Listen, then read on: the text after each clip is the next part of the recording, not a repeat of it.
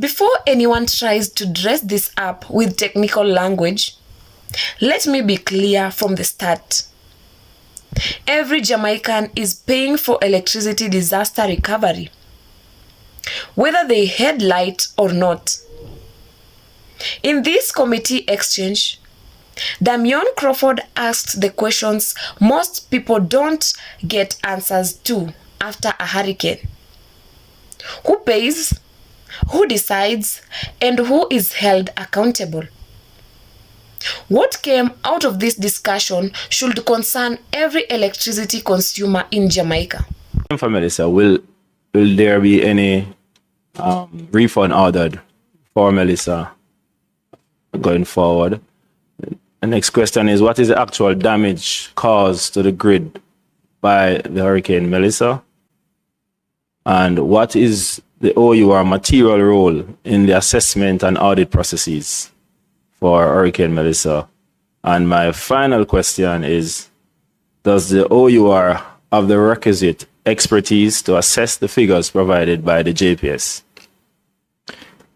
And just to write on it, what is, we've heard since the hurricane, a moving figure of the cost of restoration JPS, which is normal because as time goes on, they'll do a better assessment. What's the current figure we're working with in terms of the cost of restoration?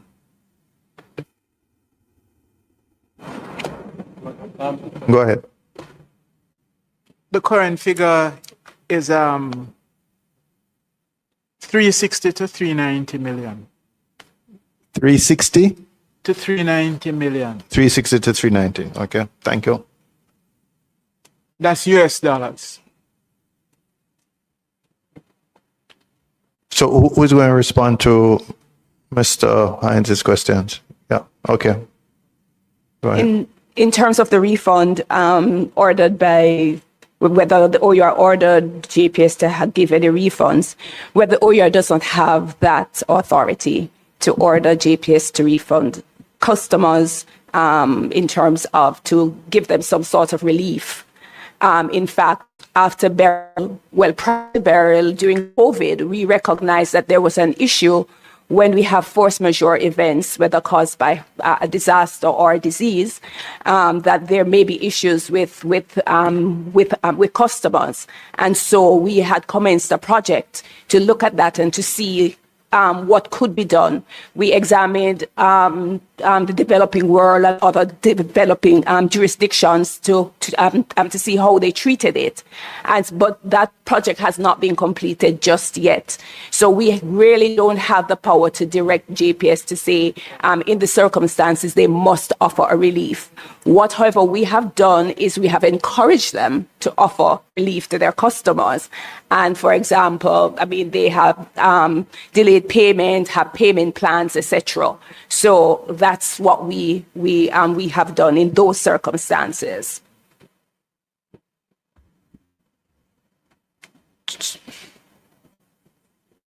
Good.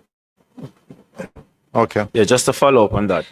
So we've seen instances when we were preparing for the hurricane, the JPS will have come out and said that the expenditure will increase naturally because of the rain events.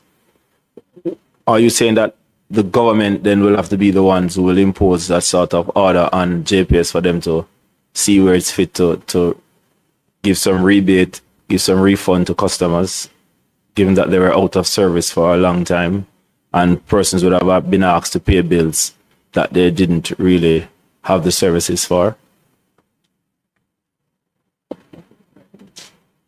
So I don't think that's, well, what we're saying is that we can't ask them to grant a rebate if there is a legitimate bill.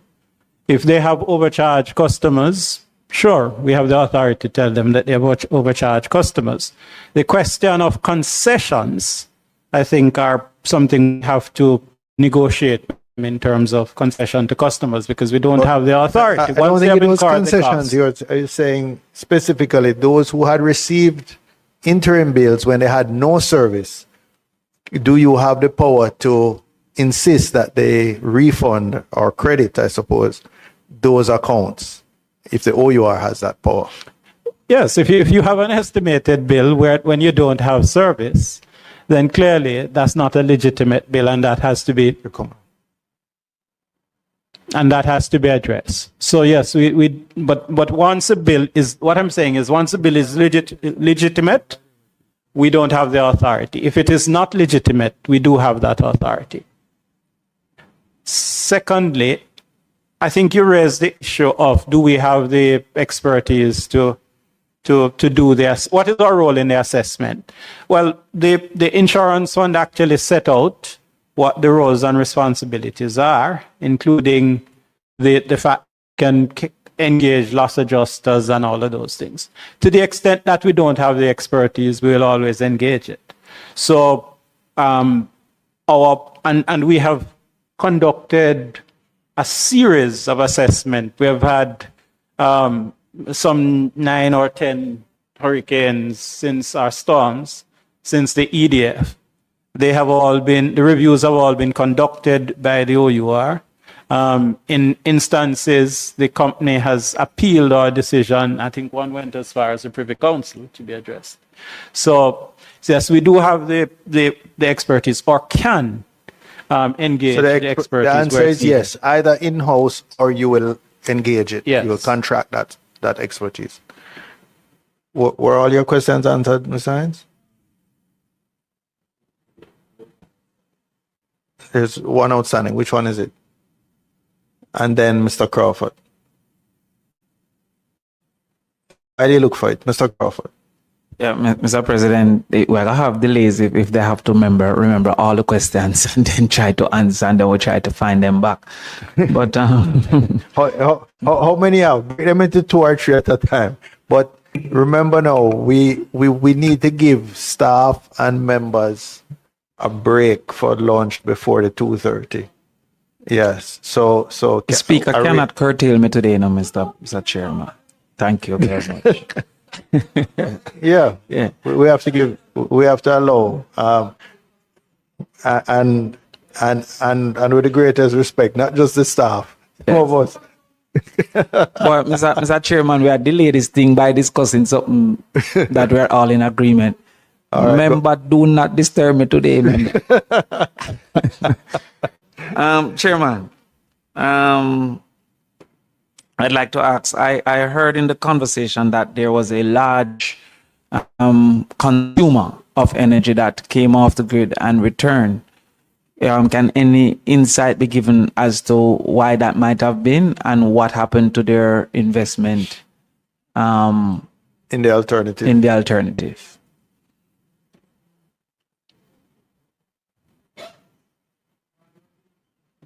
Go ahead. No, I don't think it is in my power to disclose that. Okay, all right. No. It is in your power, but maybe it wouldn't be appropriate. Go ahead. You have the right words. Okay, all right. The 360 million US to 390 million US suggested for the grid to get back up. Is that from henceforth, or is that in total? Meaning, is that 360 million what we need from here, or was that from all the damages from the hurricane ended? Based on what we have gotten from JPS, and that is in the report, the phase 2, it is the entire thing. So the 360 to 390 million is the entire cost of getting the grid the up. total. Right. And that is to get the grid back to what it was, or that includes improvements to the grid? Restoration, I understand. That is to restore it to what it was before. Have the JPS given you any indication of what it may need to improve from the resilience standpoint and also the capacity standpoint? Have they given you any such information? No, we haven't gotten it in details, but they have indicated that they would want to look at how it could be reinforced to make it more resilient. All right. And that 360 million is about 57 billion. Are you aware of the terms of the loan that they have taken? from the government, the 150 million? No, we aren't. We were told about it, but we haven't gotten the details. We know ultimately we'll get that information, but we don't have that now. Okay, based on that 24 billion that they have received from the government, there's still a shortfall of 23 billion. Have the JPS given you any insight of how they will raise that 23 billion? No, we haven't heard as yet. We Is know there- that we know that is something that is necessary, but we haven't had the discussion as to where exactly it would be sourced from. Is there a timeline for the JPS to raise this amount? I can't speak to that really. As in permitted or not having the information? I don't have the information. All right, so that 23 billion that they would need to raise, will that delay at any moment the reconstruction time period? Definitely, it would. And therefore, does the OUR have a role in ensuring that that is fast-tracked in any way? Are they giving them a deadline? I think the director wants to Okay, take that sure. one from you.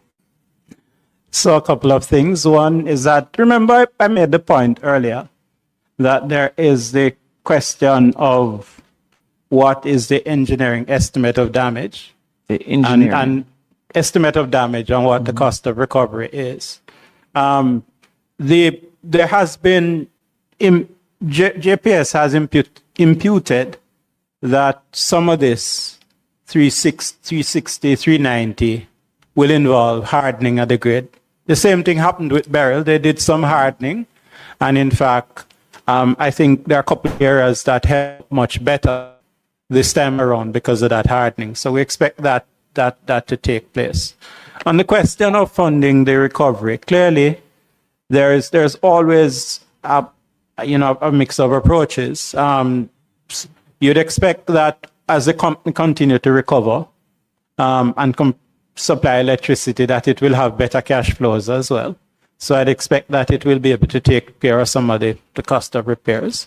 I would expect that in the ongoing discussion with government and whatever schedule has been established, that if there is a continued shortfall, then that will also be the subject of discussion. At this stage, what we have been given is that, look, we do have that by the end of February, we will be able to restore the grid. And the JPS suggested that the 150 million puts them in a position to achieve that target. Now, whether or not that means that they have identified other sources of funds, or whether there is ongoing engagement with the government, we're not privy to that. But what we're told is that they're in a position to get to full restoration by the end of February, and that this $150 million puts them in that position, have been told. So do we have any duty, though, to ask, to probe that and to ensure that they have access to this fund?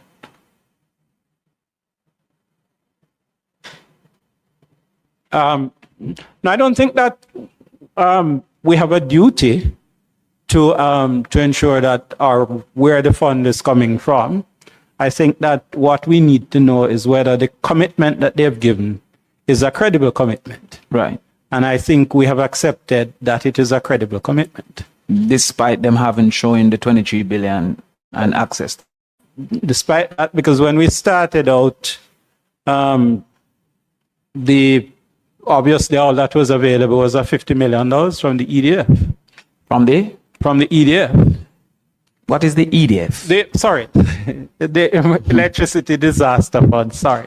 And- So I remember. Sorry, yes. So the electricity disaster, that's a self-insurance that That's the a OUR self-insurance. maintains. Right. That's 50 billion. And what's the source of 50 that? million US. 50 million US. Yes. Oh, so 50 million US. 12, 3, that's about 8 billion. All right. What's the source of that 8? That's payment by customers. It's a charge on customers' bill. So So that's in all the the self-insurance in the service. electricity bill, there is a charge There to is. each customer each month, Is that an equal charge or a percent of your bill? It's a per kilowatt charge, right? The average customers pay 20, the average customer who uses 150 kilowatt hour per month pays about $20 Jamaican dollars towards a fund each month. Sorry, I didn't Self-insurance understand. fund. It's a self-insurance fund. On average, each person pay what? $20? $20. The 150 20 kilowatt Jamaican dollars. Per average kilowatt. customer consume No, per month $20 in total per month. from the bill. So it is each person does pay $20 per No. month. No, it's in proportion to the amount of your bill, but he's just giving you an average for the customer who consumes 150 kilowatt hours per month would pay $20. Oh, okay. All right. Thank you for that, Chairman. So they pay that. If the JPS misses this target of February, is there any cost to that breach? Is there any intervention? Is there any, you call that, punishment for failing to achieve that period? Or is there a gap? Is there also a kind of a additional time, meaning another 2 months to see, or we might find ourselves here 8 months from now? So as we found during Beryl, if there can be penalty for missing time, but you have to prove that, it was unreasonable. You'd have to go through a legal process to do that. So there is no prescribed penalty as of now. This question is there a breach of a license arrangement? Is this something that can be litigated? So my answer to that is that I can't tell you that there is a defined penalty, because there is not. All right, final question, Chairman. This self-insurance, is it totally depleted, or are there more funds left? Right. I'd indicated that we kept back $5 million US for prudential purposes. 5 Yes, 5 million. So do they have access to that, or that will just be maintained to keep He it? said of the 50, they've given out JPS access to 45 already. They have 5 that they've held back for prudential purposes, which may or Some may of these not. terms, Chairman, I don't know them, What, prudential? and I don't know what they are.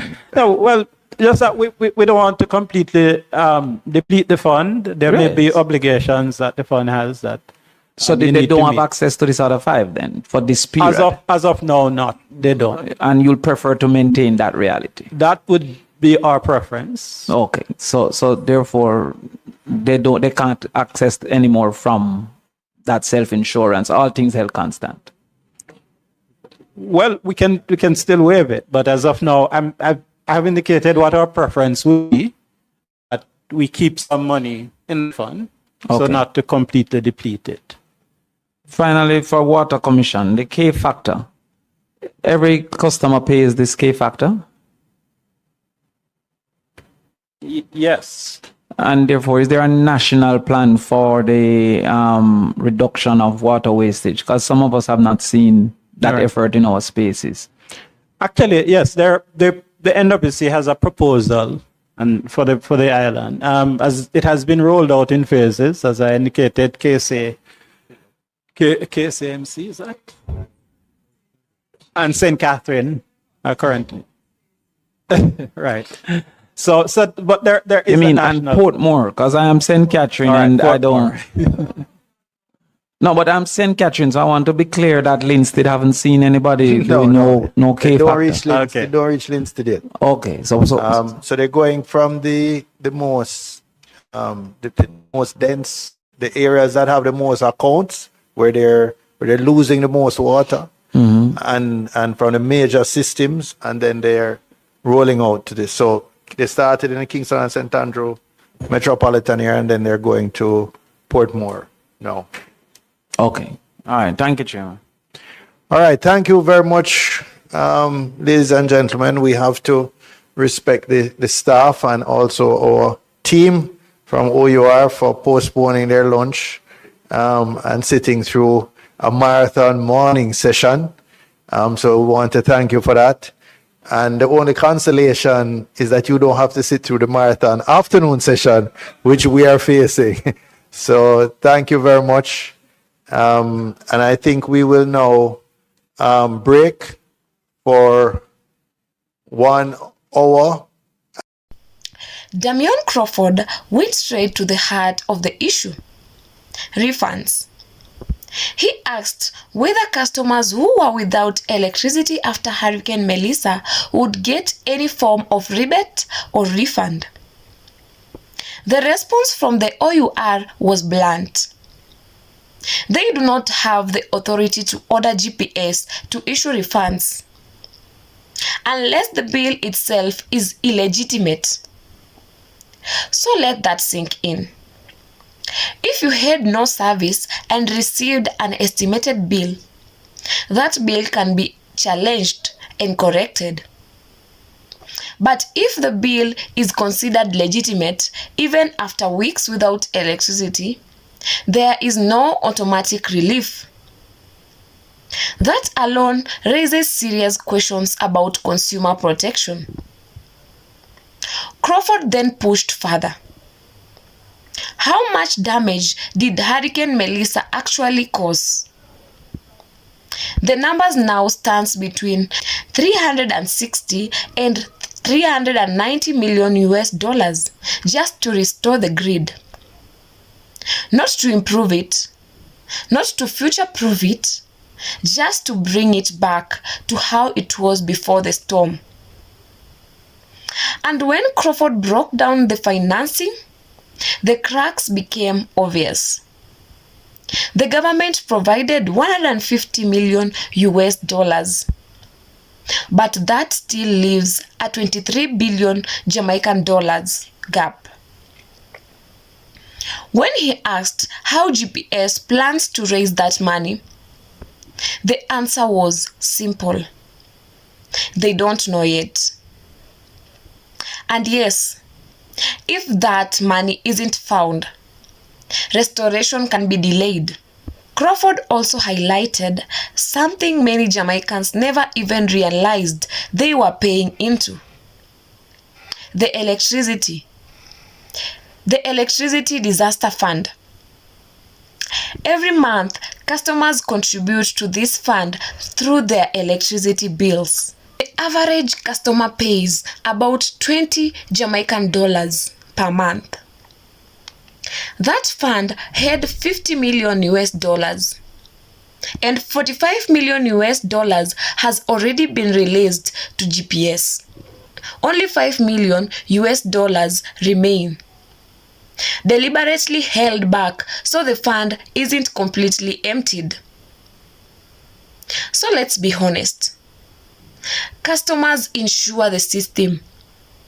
Customers carry the risk.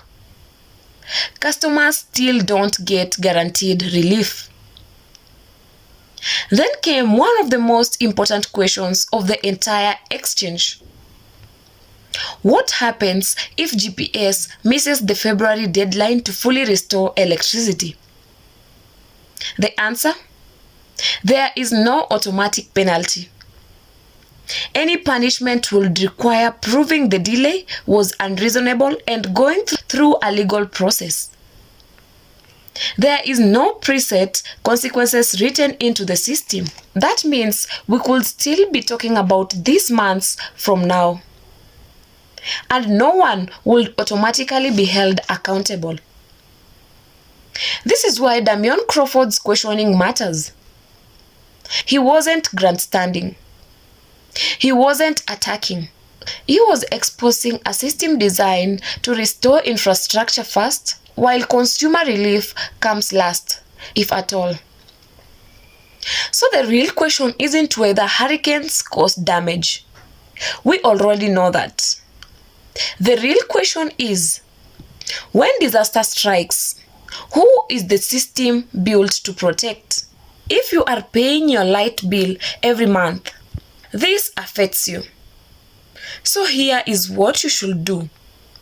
Listen, question, and speak up. Ask your representatives where consumer protection really stands. Demand transparency from regulators. And don't normalize paying for services you didn't receive. If you agree with Damion Crawford's line of questioning, share this video. If you disagree, say why in the comments, but don't ignore it, because silence is what allows these systems to stay exactly the same.